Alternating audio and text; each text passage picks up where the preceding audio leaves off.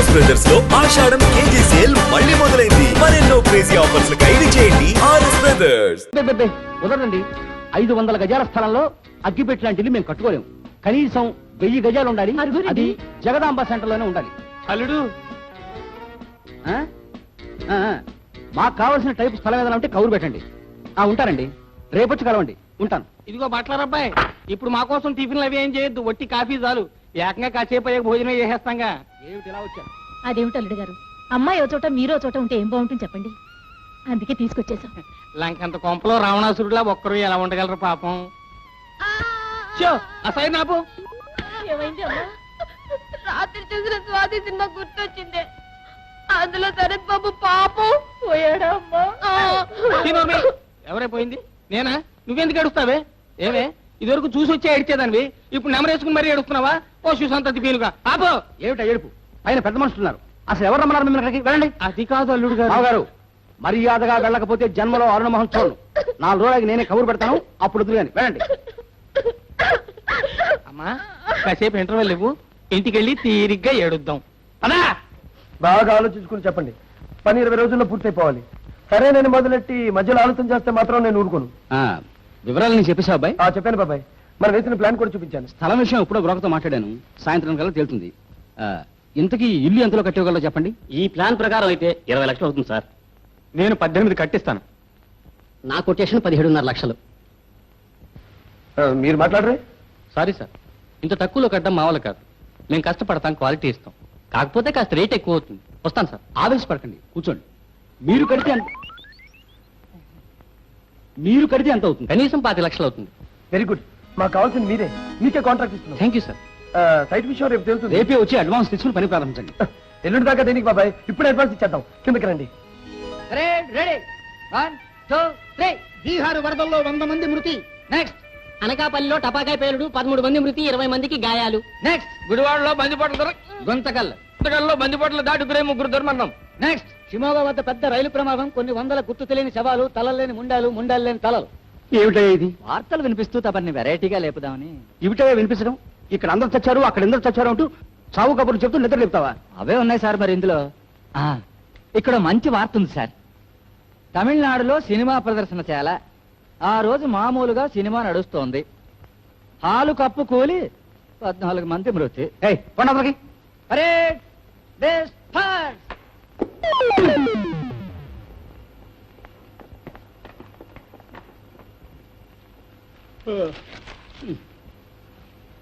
Good morning అబ్బాయి.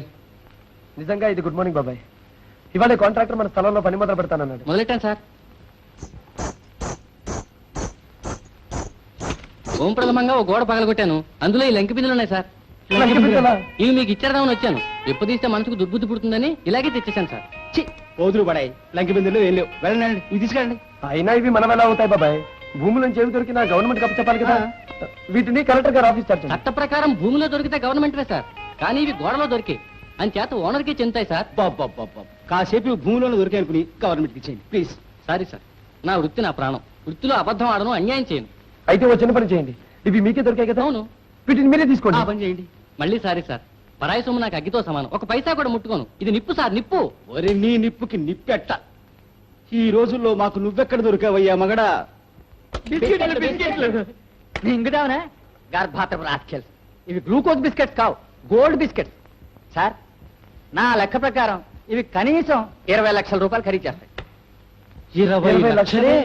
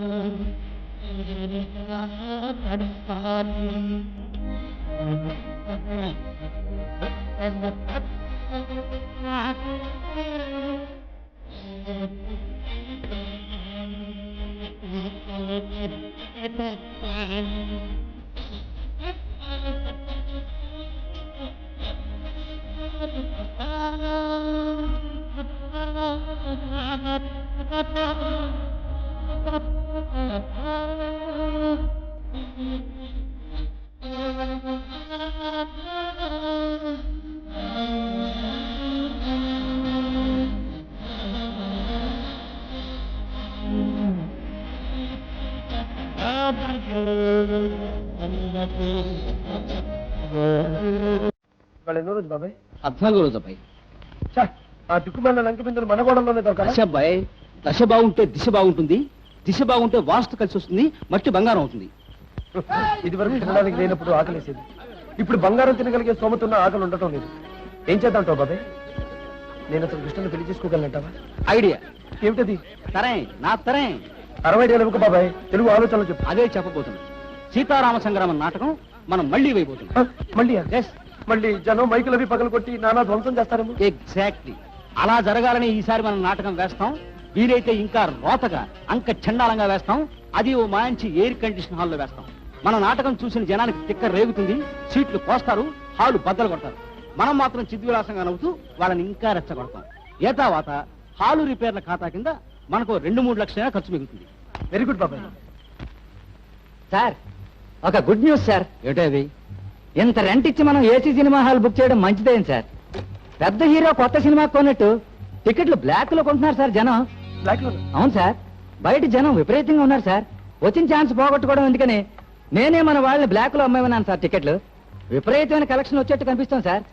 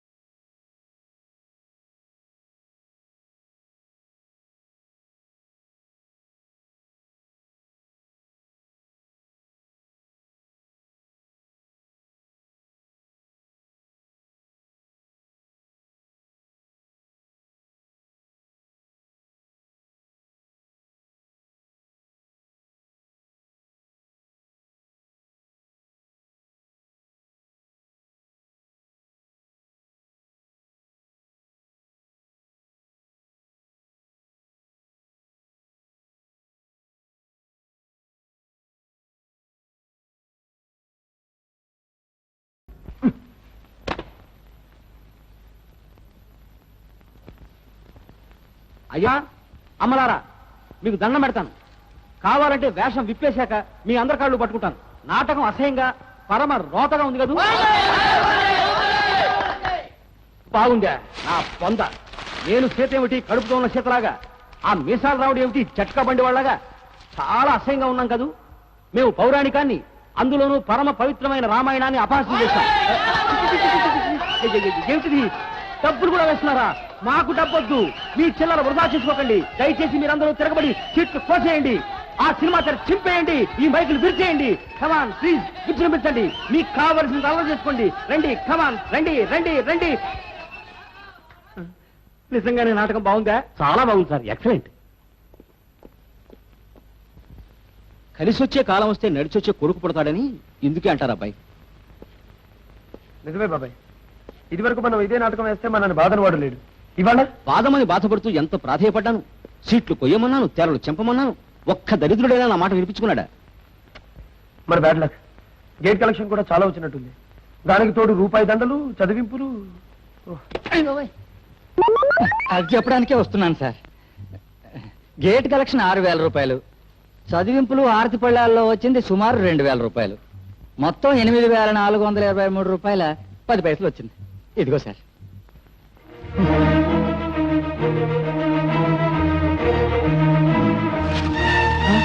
ఇలా పారేకపోయి తెల్లారిసరికి రూపాయలు చెట్లుగా వచ్చి 100 నోట్లు కాసిన కాస్తాయి. అలా ఉంది మన జాతకం. డబ్బు పారేయడం గాని, దానం చేయడం గాని, ధ్వంసం చేయడం గాని చేయకూడదు. అబ్బాయి ఎక్కడికి? ఎక్కడికి అబ్బాయి? అబ్బాయి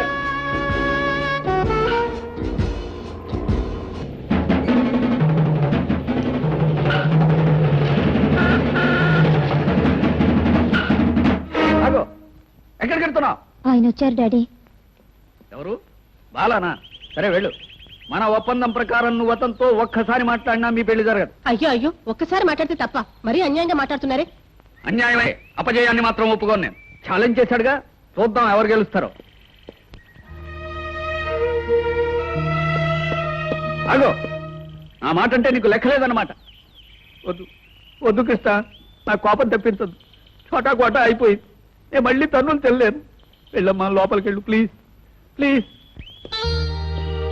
వెరీ గుడ్. డబ్బు పెరిగినా తేడా మొహంలోనే తెలుస్తుంది. నీకు బాగా డబ్బు చేసిందని నీ ఆకారమే చెబుతోంది. ఎంత ఖర్చు చేసావు? అది 30 రోజులు చెప్తాను. గుడ్. 30వ రోజు నువ్వేం చెబుతావో కూడా నాకు తెలుసు. డబ్బుని సక్రమంగా ఖర్చు చేయడం కబుర్లు చెప్పినంత తేలిక కాదు. ఉండేలు దెబ్బ తెలియని పిల్లకాకి. నెలక్కర్లేదు, 4 రోజులు చాలన్నావుగా. ఏమాత్రం ఖర్చు చేసావు నాయనా? ఏమిటి, అమ్మాయిని చూడ్డానికి వచ్చావా? ఓడిపోయానని ఒప్పుకో, కృష్ణని పిలుస్తాను.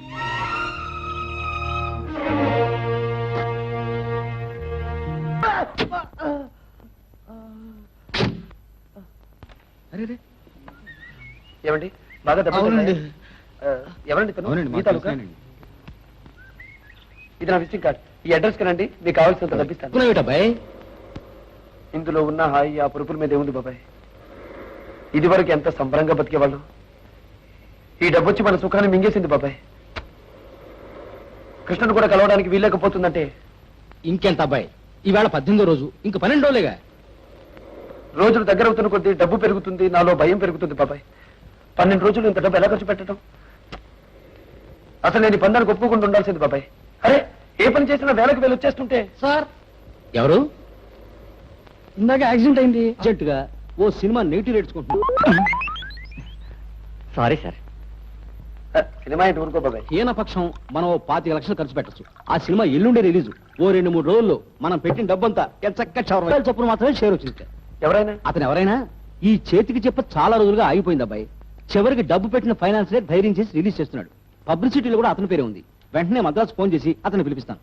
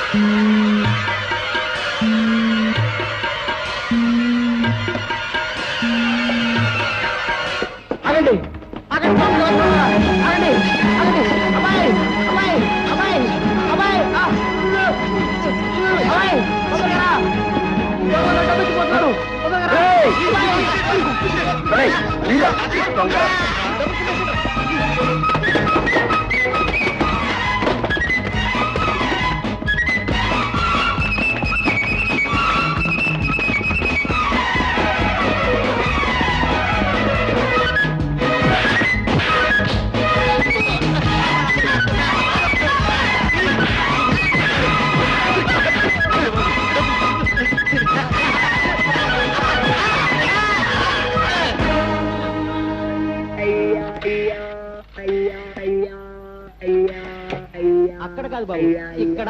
హలో ఇన్స్పెక్టర్ గారా, నేను బాగా మాట్లాడుతున్నాను, మీరు తీసుకురావాలి ఇప్పుడే. ఇప్పుడే. ఏం లేదండి, మా ఇంట్లో పనిచేసే నౌకర్లు.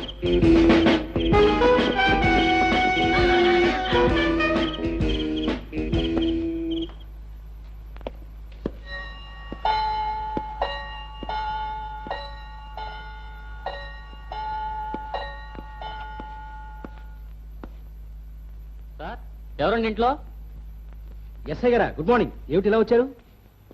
బాలసుబ్రహ్మణ్యం గారంటే మీరేనా? కాదండి. బాలా, బాలా.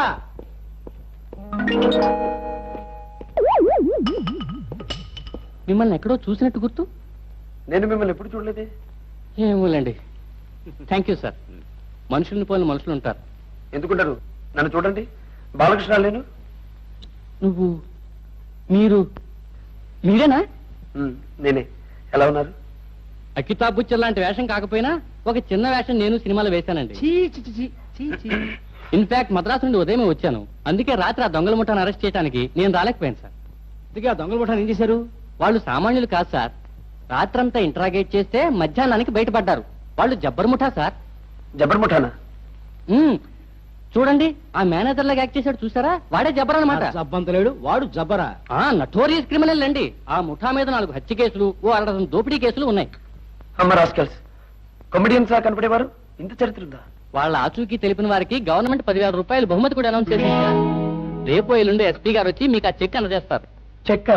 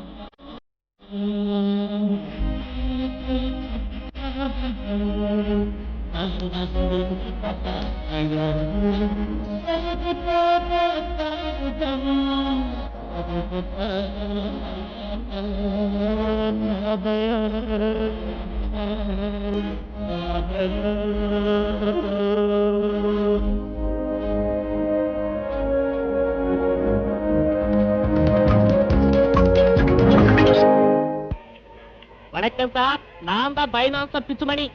పిచ్చుమణి. ஆமாங்க. మాది పిచ్చిమణి, నువ్వు పిచ్చిమణి. బాగుంది. என்ன படம் சார் இது? నరుకుతా. என்ன சார்? సినిమా పేర్లేవయ్యా, అది చూసి దడుచు చేస్తావు. ఇలా వచ్చి కూర్చో.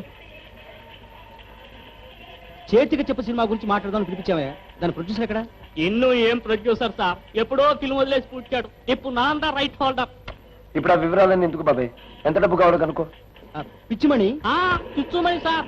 ఏదో లేవయ్యా, నీ సినిమా గోల్డ్ నెగిటివ్ రేట్స్ మాకు కావాలయ్యా. మొత్తం ప్రిన్స్ తో కలిపి ఎంత అవుతుందో ఒక తేల్చి చెప్పు. ప్రిన్స్ రెడీ అయ్యి సార్, పబ్లిసిటీ నిండా చేసినాం. సినిమా కొంచెం ఖర్చు జాస్తి అయింది. మొత్తం 20 రూపాయలు ఇప్పించండి. 20 రూపాయల? 20 లక్షలే అబ్బాయి. లక్షని 1 రూపా అని కూడా అంటారు వీళ్ళు. సరేనయ్యా, చేతికి చెప్ప మాది.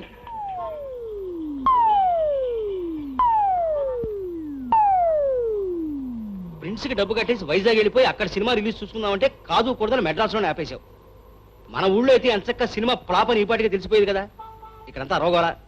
ఇది అరవ దేశం అయినా ఇక్కడ తెలుగు సినిమాకి తెలుగు వాళ్ళు ఎక్కువగా వస్తారు బాబాయ్. ఇంకో ప్రింట్ ఎక్కువ తీసి మన ఖర్చు పెంచాలనే కదా ఇక్కడ కూడా సైమల్టేనియస్ గా రిలీజ్ చేసింది. కాసేపు ఆగు, సినిమా వదులుతారు, జనం అట్టర్ ఫ్లాప్ అన్న సంతోషకరమైన వార్త చెప్తారు.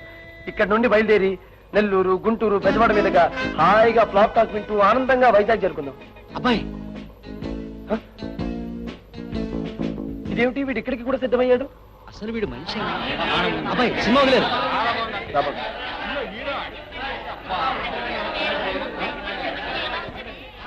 ఏమండి, సినిమా పరమ చండాలంగా ఉంది కదా, ఫ్లాపేనా? భలేవారు సార్, ఎంత గొప్ప కళాఖండం సార్ ఇది. అందులో హీరో ఒక చోట అడుక్కునేటప్పుడు నిజంగా ఏడుపు వచ్చేసింది సార్. చేతికి చిప్ప, పేరంత కళాత్మకంగా ఉంది sir cinema. Silver Jubilee guarantee sir. ఏమండి హీరో అసహ్యంగాను హీరోయిన్ అంక చండాలంగాను లేరు. ఉంటే మాత్రం ఏ యాక్ట్ చేశారు సార్ వాళ్ళు? ఈ ఏడు పద్మశ్రీలు వస్తాయి సార్ వాళ్ళకి. ఎంత న్యాచురల్ గా యాక్ట్ చేశారు వాళ్ళు. అబ్బా కదండి. చెయ్యి వాళ్ళని ముందు ఇంటికెళ్ళి భార్య పిల్లల్ని తీసుకురావాలి. ఏమండి సినిమా ఎలా ఉంది? నేను పుట్టాకి లేని సినిమా చూడలేదండి. కాస్త కాఫీ తాగొచ్చి మ్యాచ్ ని కూడా చూసేయాలి.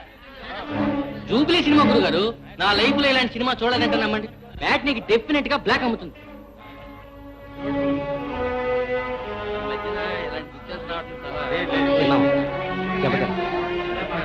చేతికి చెప్పి ఎంత లప్ప తీసుకుంటుంది. నమస్కారం సార్, నా పేరు కుక్కుటేశ్వరరావు, ఈ సినిమా నిర్మాతని. సినిమా రిలీజ్ చేయలేక నేను మధ్యటి తిరుగుతుంటే మా వాళ్ళు నన్ను వైజాగ్ పిచ్చాసుపత్రిలో చేర్పించారు. Thank you. అప్పుడప్పుడు పారిపోయి బయటకు వచ్చేసావాడిని అనుకోండి, ఉన్నట్టుండి మీకు డబ్బు రావడం చూశాను. నా సినిమా కొంటారేమో అని మిమ్మల్ని అడుగుదామని మీ ఇంటికి చాలాసార్లు వచ్చేవాడిని.